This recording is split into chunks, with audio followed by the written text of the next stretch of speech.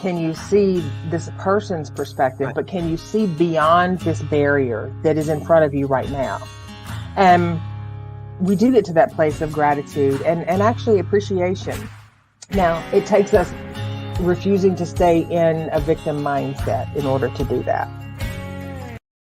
We are not going to stay in a victim mindset. And yes, Teri is on her way. She'll be here in just a second. She was in transit. She was going from her office to her home office, and she has a full day of clients ahead. And that's just what life is. Life is kind of like that. Today, we're going to talk about words, and words can heal. And we all understand when someone insults us. We know when that's a harmful word. We know when we're saying something, even if we don't think we know, when we go, I didn't mean it like that. Somewhere inside, when we say things, we ultimately know what our goal is. The passive aggressive person who says something hurtful and then goes, well, that was just a joke. I didn't mean that. We know words have power. Words have got power, power, power. And today we're going to talk about the power of our words and how we choose to give somebody news, how we choose to comfort them. And, we're going to be discussing the words that have been said to us, not just insults, but sometimes, hey, Steve Burney, who just joined us, we're going to talk about words and their power and how we can use our words better.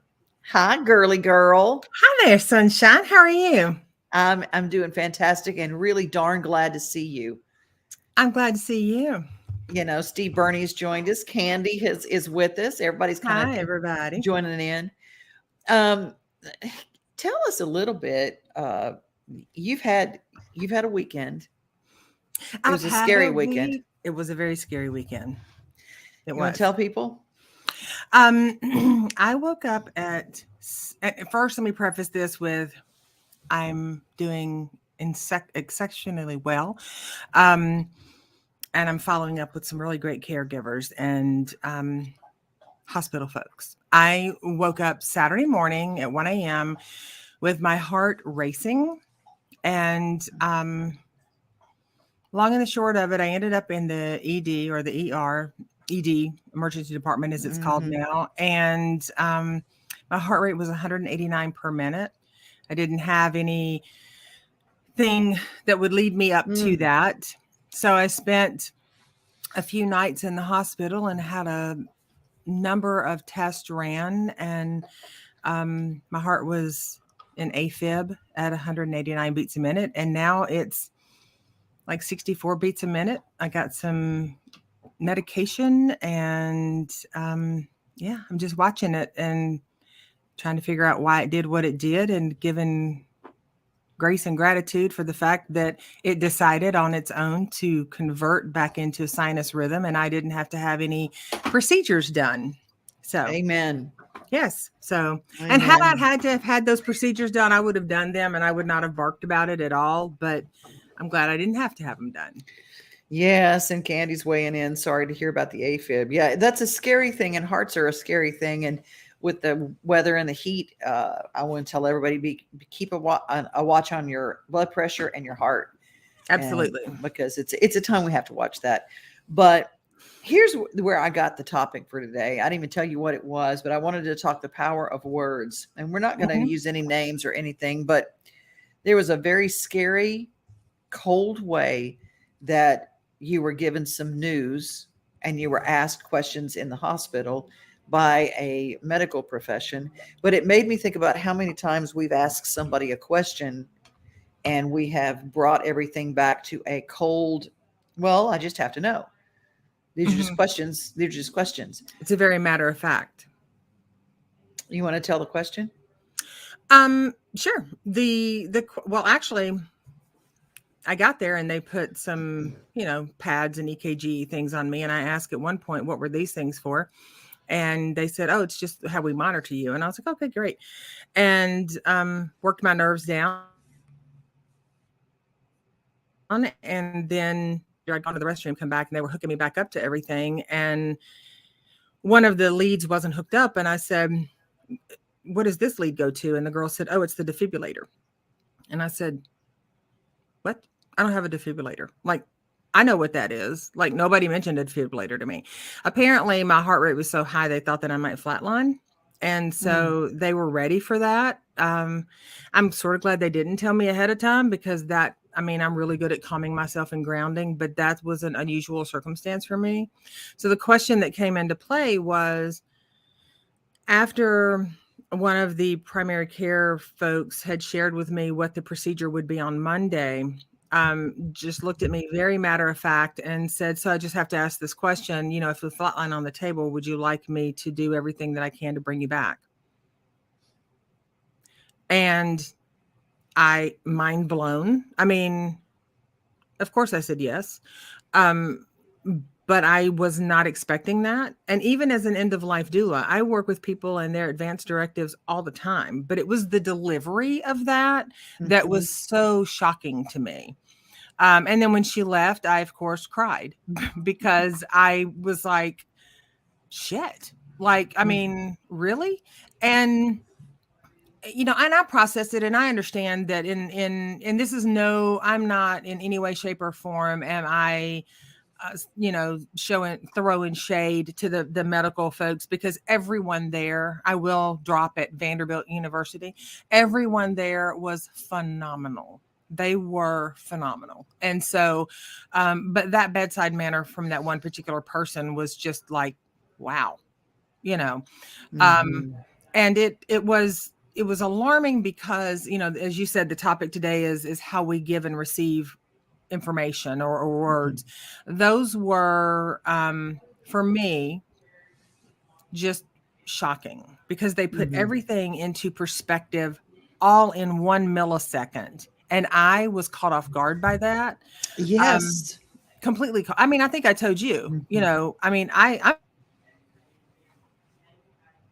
pretty sure I even told you where I was just like, crap, you know. And I'm grateful that they asked the question. I just wish it had been asked in maybe a little softer way. I am constantly thinking through how I ask things, because I get really busy, and being in a broadcast industry for so long, and everything's in 30 seconds and 60 seconds, and everything is like, come on, bottom line me here. Come on, we got to go. And I've had to back off my manner, because I realize I've said things and my facial expression didn't match the gravity of my words. And everybody I talk to is not on a broadcast. Everybody I talk to is just life happens. And I want to find out too, if anybody has ever had words said to them that were like that kind of hit you like a ton of bricks. It's really made me rethink how I ask for news and how I deliver comfort. Yeah. Well, and I will tell you this, just over the, I think it was Tuesday evening or Monday. My days are kind of a blur right now, but it was either Monday or Tuesday. I don't watch news a lot, but I had sat down and the news was on, and I realized, you know, I was experiencing the same kind of thing there, because what they led with was, you know, abrasive news story that was just like, you know, family killed, people shot, war, there's this, there's that, there's all of this. And then they ended it with, this little boy hits a home run and the crowd goes crazy. And it was literally like a 15-second of good on the heels of 20 minutes of, and mind you, I was trying to doze in and out through part of that, but it was just a lot. And I thought, we don't absorb. If we have 15 seconds of good come in, it's wonderful that we have that good come in, but it's not enough to offset the 45 minutes of heaviness, you know, and how we deliver our words to people. It can be in the medical setting. It can be with your friends, with your families, with your partners, you know, just in our tone and our absent connection to the weight of the conversation. I'm going to give an example in real life. And right now it's very timely, because Roe v. Wade being overturned has brought up a lot for a lot of people. And I want us to be careful with how we start posting and how we start talking to people in our own circles, because you don't know who in that circle has agonized over a decision maybe their entire lives. Yes. And when we start talking about it, and I actually had someone, in a conversation. It was just, this weekend I was somewhere and someone says, well, anyone who does that's just a murderer. And not knowing who was in our circle, Right. not knowing that someone might have experienced that. I think that we can hurt people and then turn around. Anyone's just murderers. And the Lord just doesn't want us doing that. And the Lord, do not place your opinions on the Lord, because I'm just going to speak real quickly as a Christian, as a believer. Jesus saw everybody sin the same, and he died for everyone that he looked at, and he saved us all. That's not a for me, it's not just a belief system. This is what it is. So I just don't like people jumping in there saying, well, the Lord judges you and therefore you are bad if you do this. And we just, homie, don't play that, and Jesus don't either. So there you go. Okay, off the soapbox, but words are very important. We have to understand when we talk to people, we don't know what their individual pains are. Another very sweet Christian woman approached a dear friend of mine who had just lost his 3-month-old son and said, well, honey, he's in a better place. Yeah. In that moment, that changed that man forever. He left the church. He left those people. He goes and he hated the God, or stopped believing in a God that would take his 3-month-old son from him. Do I blame him? No, I don't. Right. And we need to be careful with our words. We do need to be careful with our words. And we also need to be mindful that, one, not everyone has the same belief system. 2, not everyone has the same experiences. So when I work with people and I hear people come into my office and say, if I hear one more other person tell me, well, they're in a better place, or, well, God had a plan for them. Those are things that, while from a place of intentionality, they are said to comfort, but we're oftentimes disconnected to that, and we grab these sayings off of the shelf and we just sort of throw it out, and they're not all one size doesn't fit all. So being mindful that some people will turn away. They'll turn away from their belief system. They'll turn away from their family. They'll turn away from their friends. And it's not because they are angry. It's because they're heartbroken, because someone has said something at a time when their brain is just trying to process. So yes, having a baby and having someone say, well, they're in a better place, or, God had a plan, I mean, I have a client that I worked with a family who lost their daughter. And everyone in their church came to them and said, well, God just needed that angel. God must have needed her more than you did. And all intentionally intended for comfort. But that is not something to say to someone who has just lost their loved one, no matter what that loved one, whether it's a 2 or a 4-legged loved one. Like, that is not something that is comforting. So sometimes silence is the best gift of love to give someone, or asking them if they're open to a hug, or, those are nonverbal things that can comfort. And also, if they don't want to hug and they don't want to talk about it, respect that. And don't say, well, aren't they in a mood right now? Mhm. Well, that's just blah, blah, blah. Aim to shut down those conversations that are designed to tear down other people.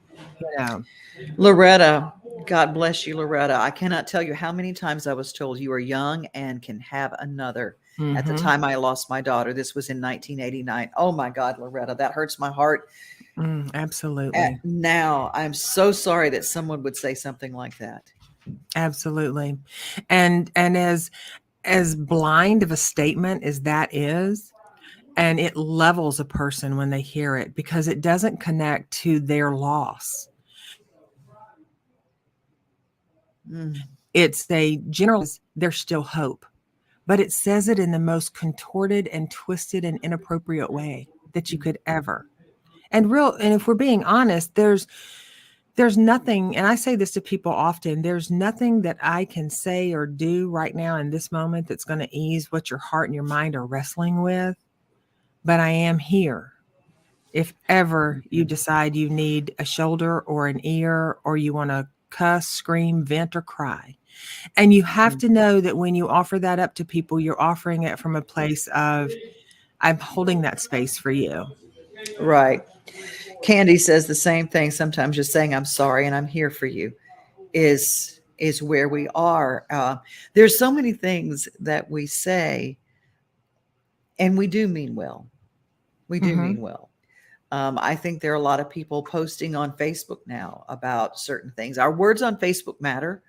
It is social media, Absolutely. but our words on Facebook matter. Our words on Facebook matter because we have in the last few years become isolated in a lot of ways. And some people interact with people on social media more than they interact with humans on the daily. So, and they put more stock into what these people say and think, which is, if it's encouraging and uplifting, that's a great thing. But it's stirring the pot. Well, that's not such a great thing. So I remind people often, check the people you follow, check the feeds you follow. And if it makes you cringe when you see it, and it's not something that is an awareness standpoint, but it makes you cringe and you just want to zoom past it, Mhm. unfollow it. Yeah. Social media is not your conscience, so you're allowed to unfollow things that make you uncomfortable, and I mean, you can absolutely do that. Well, I've watched people take people to task on Facebook, and they go, "Well, this is my page. I can say what I want to." If you were in the, if you post in public Hmm. and it is a very polarizing statement, know that you might get some people who disagree with you. They might take you to task for your opinions. If you don't like that kind of confrontation, don't post it there. And I will tell you right now, very few people, if any people, have been changed. Their dyed in the wool opinion, their Hmm. thought, belief system, whatever. Very few are ever changed by your Facebook feed. Absolutely. If anything, they are ignited to then go and bounce off of something someone has said, um, and then sort of spread that wildfire to theirs. And if they have a lot of people who are like minded with them, it's going to spread. So mindful Mhm. enough that, I mean, I have family members that I've blocked, and not because I'm not able to have a conversation with them, but Mhm. because I don't post a lot of confrontational stuff. And so when I'm posting something on my wall, it is not confrontational. But if you want to make it confrontational, then first we're going to have a conversation in private about that. And secondly, if you continue it again, you're going to be blocked because it is social media. I mean, it's this is not a hill I'm going to die on, and I'm not going to debate that with a bazillion different people. So we have to be Mhm. mindful, with our words and with our choice of what we put out there. Mhm. Candy says, I won't post anything online about Roe versus Wade because of all the stuff put on there. Everyone's coming from a different direction on it. I agree with you, Candy. Same, same. And here's another thing: pro-choice does not necessarily mean pro-abortion. Everybody else, Absolutely. everybody needs to understand that. And um, there are a lot of people. I actually had a conversation with a dear friend of mine who is a single dad of daughters. And he says, I had everything in my life all worked out, what I was against, what I was vehemently against. He said, but then I thought about my little girls coming into me saying, Daddy, this happened to me.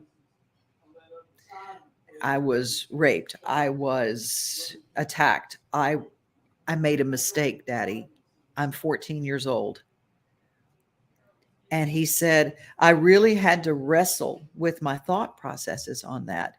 And he said, being able to comfort my daughters and think about them has made me think about this subject as less black and white and more individually. It's a matter of hearts. It's a matter of hearts. And our words on these subjects can destroy someone, even if we're well-meaning. Even if we're well-meaning, and I'll guarantee you that people who lose a child, however they lose them, they've wrestled with it, they've carried the burden, and if it happened 20 minutes ago, or if it happened 25 years ago, or several decades ago, it's still in the heart, and it's still something that we carry. So I just want to ask everyone, if you are a person of compassion, think about the words and think about, there isn't a black and white in this world. We all are individuals, and the words that we use to comfort, describe, or to spout out our beliefs, we have to remember that there are people who can hear us. And first and foremost, I put at the front of that compassion. Mm-hmm. Because we all are human, and there is not one of us that has never had a miss of us. We have all shown up bright and shiny, and we have shown up tarnished and crusty. So, and that's okay. We judge ourselves enough for that stuff. Mm-hmm. So, we don't have to be, there's not a hill worth dying on if it means that it's going to, let me rephrase that. There's not anything that I would intentionally be confrontational about against someone that I don't know their story. We can have conversations and not agree with people. Mm-hmm. And I see Corinne, tarnished and crusty. We can have conversations and not agree with people all day long, and that's okay. Mm-hmm. And we can walk away and go, I still don't agree with them. And that's okay too. But where we cross the line is where we start name calling and pointing fingers and judging, because the last time I looked, that was not our place anyway. So, but we do it because we're human. And we want other people to know our belief system. We want to know that we want to be right. We want to be right. And we'll fight and we'll use those things. It's like, well, I'm going to say this and I'm going to change somebody's mind. Maybe, but the truth is, I don't know that being right means denigrating someone else. It never means you're never right if you're doing that. Mm-hmm. You will always side on the wrong side if you are constantly tearing people down. Candy says, we used to be able to agree to disagree, but today people get loud and very judgmental. Yes. Yeah. Well, I say to clients often that the reason that people get loud is because the language going on inside their head, the need to voice their opinion, the need to be heard is so loud that when they open their mouth, they're 10 octaves louder. And that is done sometimes to shut other people down. But what we don't recognize many times is there's someone right there that feels the same way about their beliefs and their stance, and they're going to fire back at you. So nothing ever comes out of that of value. Now, if we can sit down like adults and talk about things, I posted on my Facebook wall, and I don't mind sharing it with anyone listening here, Facebook wall, that if yesterday was today, when I was raped at 19, had that rapist impregnated me, I would have been forced to be a mother at 19. And I would have liked the choice not to have had a vile act that was so cruel and so traumatizing alter my entire life forever. Now, that's between me and my maker, nobody else, you know. And I know that, you know, many people were sorry that happened. I didn't post that for people to be sorry that it happened. I'm not sorry it happened. I'm not a victim from it. Would I prefer to go through life without it? Absolutely. But it did happen. And I am the person I am today in part because of what I learned from that experience and how I learned to re-love myself because of self-hate. Mhm. So we can always learn something if we're compassionate enough to listen. But when we can't hear our own thoughts because we got to say something and we got to have the last word, we're going to remain ignorant. And ignorant isn't bliss, Right. it's deadly. Well, I agree with you. And that's Teri and I have talked about this. And I'm just going to go ahead and share something. And you guys, it's out there. And I've said it at women's ministry events too. I was also raped at 19. And I exercised my right of choice very, very soon after that. In case of rape or incest, they always say that. But I will tell you that making that choice has stuck with me for the rest of my life. And there are things that were never explained to me. What could happen to a woman's body? What could happen to your mind? And how you live your life? And it's taken a long time. So I know the gravity of that situation is that women are not flippantly making it. But I do want to encourage you that if you are in a situation like that, whether there is a law, whether there's not a law, the way that we change anything that is moral in our world is in a heart. It's not in a courtroom. It is not on Facebook. It is whatever. It's reaching out in love and going, how can I help you? And let's work through that. And if anybody is struggling with a situation, I think that it's really important that you find someone to speak to and to talk to that can really help you and understand. And there are, you know, whether it's on that issue or another issue, whatever you have walked through in your life, I want you to reach out to someone to help you, because I have, and I'm going to tell you a story real quick. I was standing on a stage somewhere and I told my story.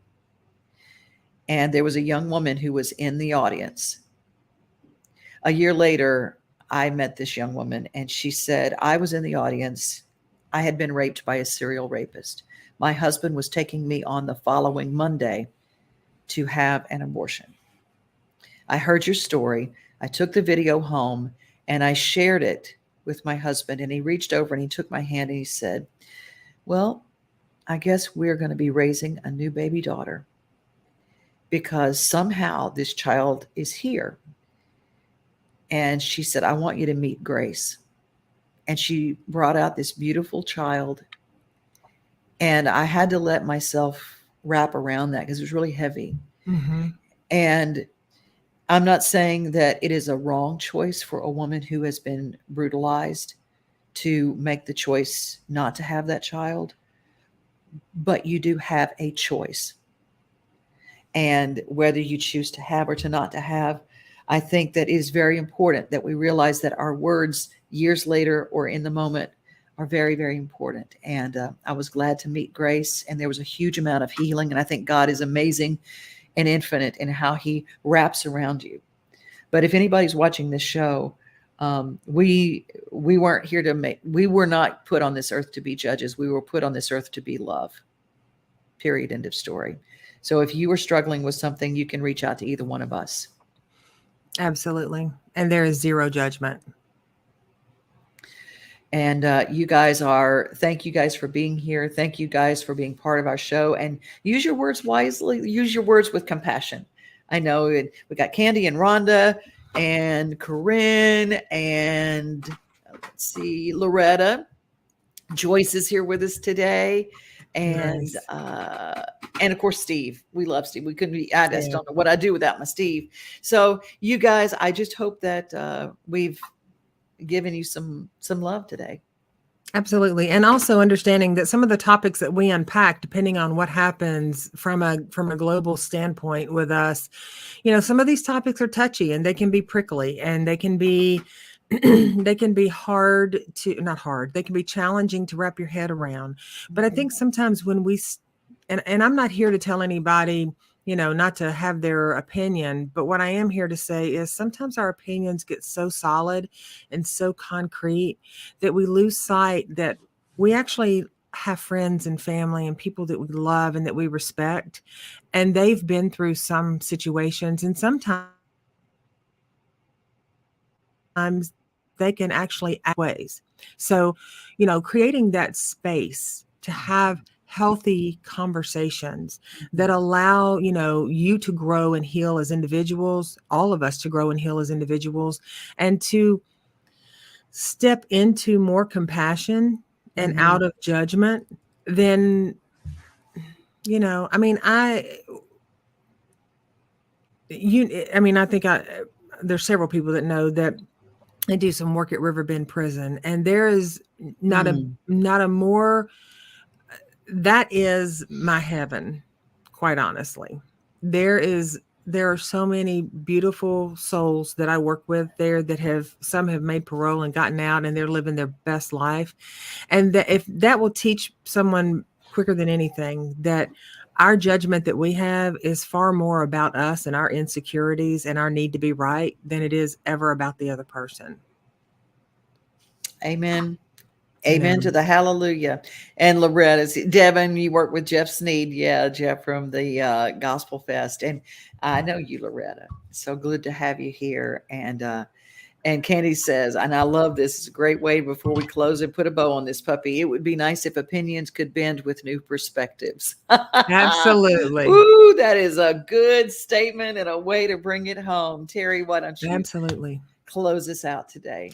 All right. Well, as always, we appreciate you all joining in and sharing with us and choosing to spend your 30 minutes during the middle of the day on a Wednesday with us. And until we see you next week, please increase your peace and create an amazing day.